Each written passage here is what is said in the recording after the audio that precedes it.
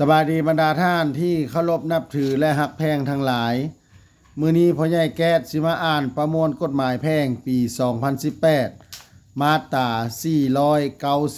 491ความรับผิดชอบต่อความเสียหายของเจ้าของเรือน หรือสิ่งปลูกสร้างอื่น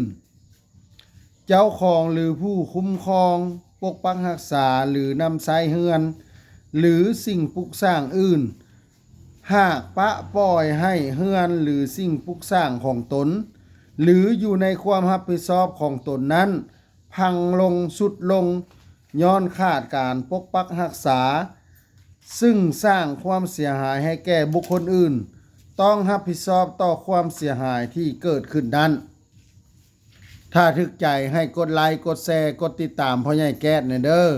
ถ้าอยากให้พ่อใหญ่แก๊สอ่านกฎหมายหยังมาตราใดให้บอกมาเลยเด้อขอขอบใจ